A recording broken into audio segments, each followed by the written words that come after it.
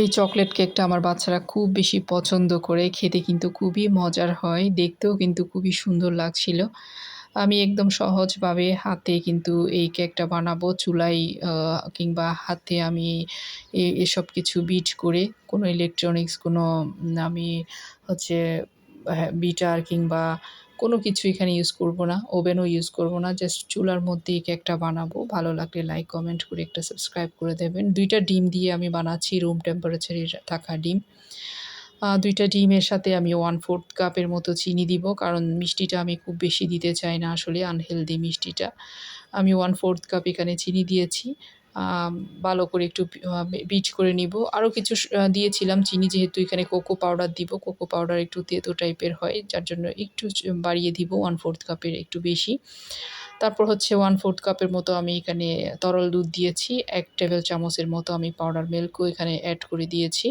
খুব ভালো করে কিন্তু চিনিটা গুলে নিব। আমি হাতে করতেছি, দেখতে পাচ্ছেন। ১ কাপ দিয়ে দিচ্ছি আমি এখানে ময়দা, এটাও চেলে দিয়ে দিচ্ছি। সবকিছু চেলে দেওয়ার ট্রাই করবেন, তাহলে দেখবেন আপনাদের কেকটা খুব সুন্দর হবে, ফ্লাফি হবে।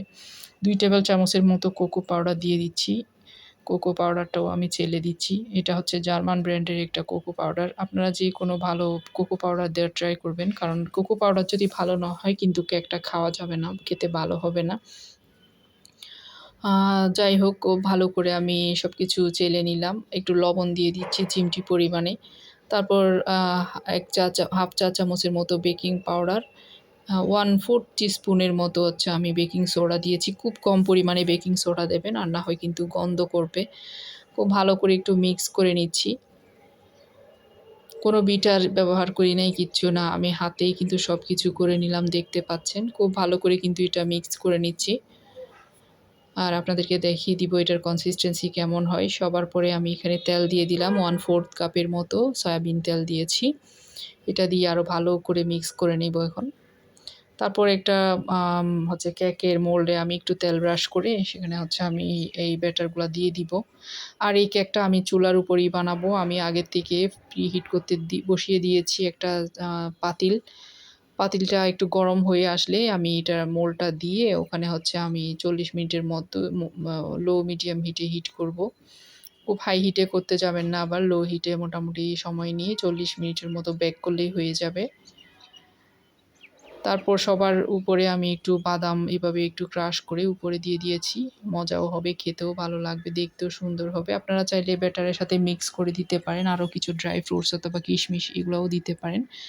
দেখেন আমি লো হিটে কিন্তু এটা এখানে দিয়ে দিলাম। লো হিটে এটা বেক করে নিব। ৪০ মিনিট পর কত সুন্দর আমার কেক রেডি হয়ে গিয়েছে। আর এখন আমি এটা মোল্ড থেকে বের করে কেটেও দেখাবো আপনাদেরকে কেমন হয়েছে।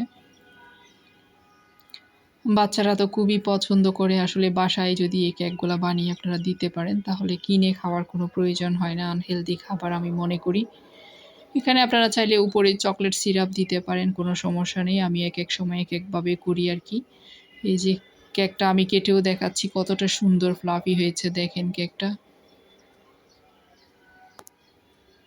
দেখেন। আবারও বলে রাখলাম, রেসিপি ভালো লাগলে লাইক, কমেন্টের পাশাপাশি একটা শেয়ার করে দেবেন, সাবস্ক্রাইব করে দিবেন। আসসালামু আলাইকুম।